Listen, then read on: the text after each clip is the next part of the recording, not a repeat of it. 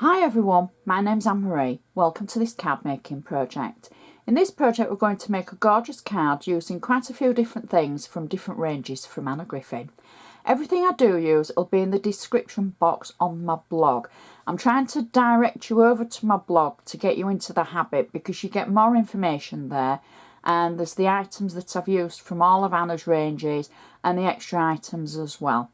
Plus you get to see more of the different projects, easy to view and very user friendly. So as I go through everything, I'll tell you what I'm using, so then if I forget, that's why you can see the full list on my blog. The first thing that we're going to need is the card base. This is a 7x5" card base, and this is my favourite size of card to work with. This is my cardometer, and you can see from the cardometer what size this is. It's slightly smaller than an A5, which is half the size of an A4. It's a good area to cover, a good real estate as they call it, and I just find that it's the perfect size for whether you're a beginner or an advanced card maker. It's just a good size to fill. So the first thing, as always, I'm going to use an item called a bone folder just to ensure that I've got a good sharp crease along the side of my card. It enables it to stand up nicely and it looks more professional. So we'll do the inside first, because I know so many of you like the insides. Now it's a really easy one, and we're going to make it so pretty to match the outside of our card. Now the first thing that I've done, I haven't cut the aperture out of this to save the actual cardstock. I've cut it out because we're going to layer the inside. This is ivory card stroke paper. It's roughly about 100 to 120 GSM, so it's not quite as strong as a cardstock. Now don't get hung up about sizes. Some people like the sizes, some people don't. I give them if I can remember, but I just want you to use what you think and what you like using. So the first thing I've done is I cut it to fit the actual insert, and then using a rectangle die, and I've got to admit it was a Spellbinders rectangle die from the matting and layering sets A and B, I cut out a square for the middle. Then using one of Anna's Boxing Day papers, I've cut out another rectangle. I said square, didn't I? Sorry, I meant rectangle. I've cut out another rectangle that fits the previous rectangle, and it will sit nicely in the hole, or aperture if you want to be posh, that we've already cut. So we put that in because we're going to keep the inside flat so that it will still fold up nicely. Then from the first layer of the ivory, I've taken the same die that cut this aperture, and I've cut a piece of the ivory paper again. I've stamped it using one of Anna Griffin's 22 clear birthday stamps, and I used a black StazOn ink, and then I've just slightly inked it in the corners using one of Anna's pink ink pads that was in the summer fall collection, and I've just very lightly ink and blended it on the corners. So I've got double-sided tape on the back, and all I do is I'm going to pop this inside the previous aperture, so it's kind of built up the pattern, and we've layered it and inlaid it, if you want of a better word. Now the next thing I've done for the front, we've used one of Anna's gorgeous long border dies. However, I've just trimmed the edge of it, and I've got two sections of it that I've put through my Xyron machine, and when you've put it through, to release the actual adhesive on the back of it, just run something around the edge of the shape that you've done, and that releases the adhesive underneath, and it basically splits the adhesive from the sheet, and that should help with anybody having trouble getting adhesive on the actual embellishments that they're using. And then you simply peel the top of the Xyron away, the plastic bit. And in actual fact, the plastic bit is the bit that had the adhesive on. Now, apart from the sections that it's under the actual die cut. So the adhesive was on the bottom of the sheet completely, but the top bit takes it away and just leaves it under the embellishment. That's how a Xyron works. So then you can simply peel away your embellishments, and they've got the adhesive now on the back of them, and I'm going to position them just at the side of our stamp sentiment in the middle, and this will just basically mean it'll marry up with the front of our card. So I'll try and get them roughly the same on both sides. There we go. So that is the inside of our card. You've still got enough room for your messages to and from, and it looks so pretty with the contrast. So now we can go to the outside. Just taking my bone folder again to make sure I've got a good sharp score along the top. And our first layer is from the Boxing Day papers, and I've cut it to fit the actual card, and that was the Matting and Layering Spellbinders A and B die set. So we'll just pop our first layer onto the front of the card like that. Press it down firmly. Now the next thing we're going to do is, this card is quite ornate and different. I've cut out, using Anna's All Heart die collection, I've cut out 10 hearts out of cardstock from the Perfect Palette cardstock range, and I've got 6 that are flat hearts, and then I've got 4 that have got 3D foam on the back of them.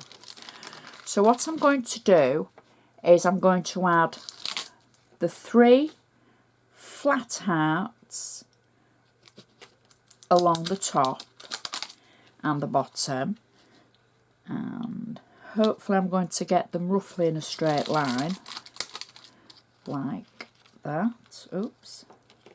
I've already added adhesive on the back. It isn't Xyron adhesive, I've just added some tape runner on the back of them, just to save a little bit of time, so that you don't have to get fed up of watching me add tape and glue to them. So I'm just adding these into kind of a symmetrical pattern like that. Now then, the 4 that have got 3D foam on, I've slightly curled the edge of the heart, and I'm overlapping it and adding it across the bottom of the 2 hearts to overlap. And then I'm going to do the same at the top like that, and the last one is, I'll just put that one straight, and the last one goes together there. So those are our 10 hearts. The paper that I had them on is just wax paper. It's just that they won't stick to the wax paper while I'm prepping. So I'm just going to straighten that one up a little bit, because it seems to have be a bit lower than the others. There we go. Next, what I've got is a border section that I've already cut, again from the Boxing Day paper, and this will go across the centre of our card like that.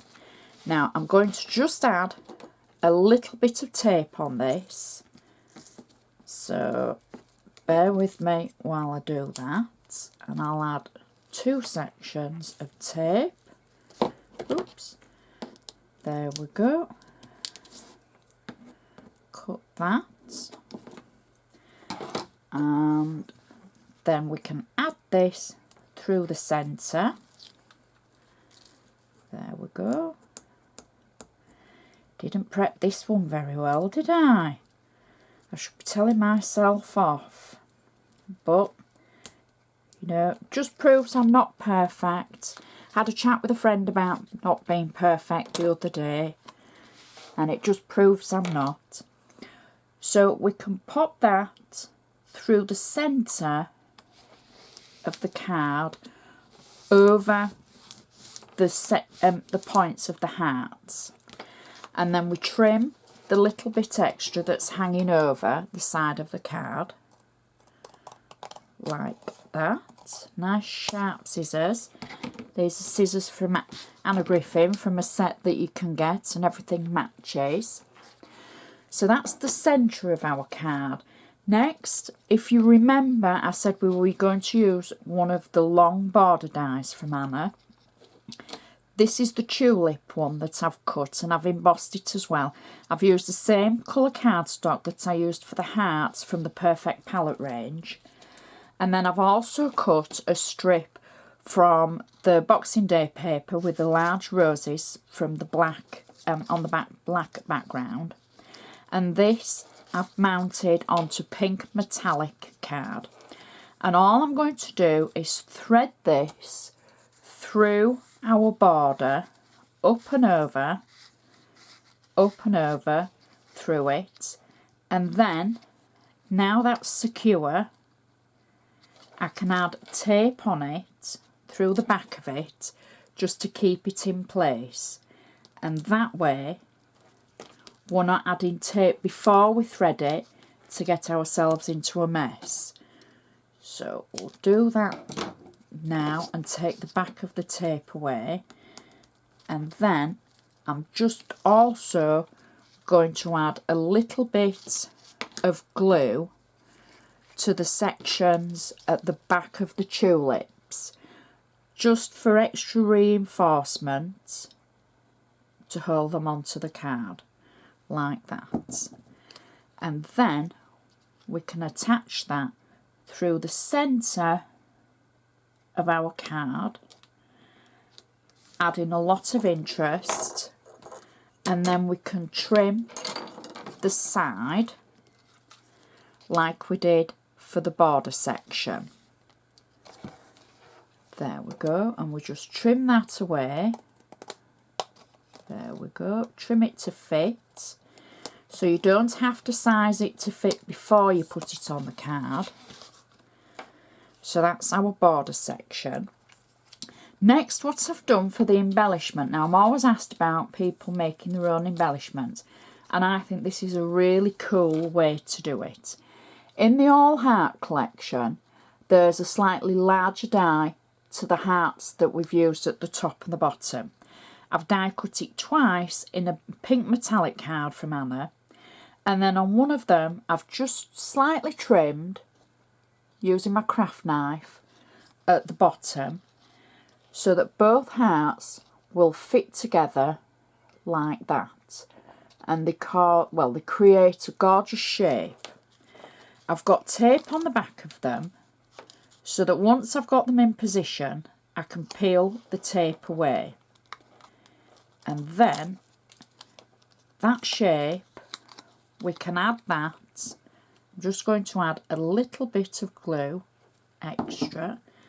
We can add our shape to the side of the card. Now that, I know it looks a bit odd at the moment, and you're thinking, oh, Anne-Marie, I'm not sure about that. But now I've got one of the favourite sentiment stickers, and I'm going to peel the back of that away, and I'm going to just position that over the top of the 2 hearts where we've made the backing for the embellishments, like that. Press it down. So now you would never know they were hearts, but they just add a little touch of something extra.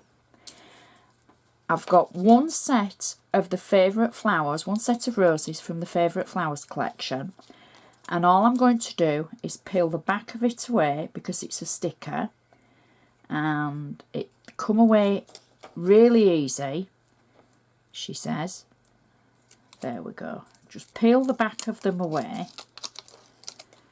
and I'm just going to add that just across and under our sentiments like that. And then to finish our card off, I've got a little bow, a pre-made bow from Anna, and I can either add it under the sentiment, I could add it above the sentiment, at the side of the flowers, under the flowers. I'm going to go on this occasion under the sentiment, but you know, it's up to you, your choice. And that is our card finished. Gorgeous inside, gorgeous outside, lots of interest on that, lots of detail. It stands up nicely, would look great on anybody's, I'm going to say mantelpiece, because again you wouldn't put that on the windowsill because of the amount of detail that's in there. Might take a little bit of extra postage for anybody posting it, and I think I'll probably put some bubble wrap over the top of it. But it would still go in a normal envelope because you've not got so much depth. You've only got the extra depth from where the sentiment is. So that is such a pretty card, and another idea for using Anna's dies all year round rather than just using your hearts for Valentine's Day. So I really hope you've enjoyed watching this and it's given you some ideas, a bit of food for thought with the ingredients that we've used. Check out my blog for other projects and you'll get all the details and item descriptions on there. So I'd just like to say thank you for watching, and I shall see you next time.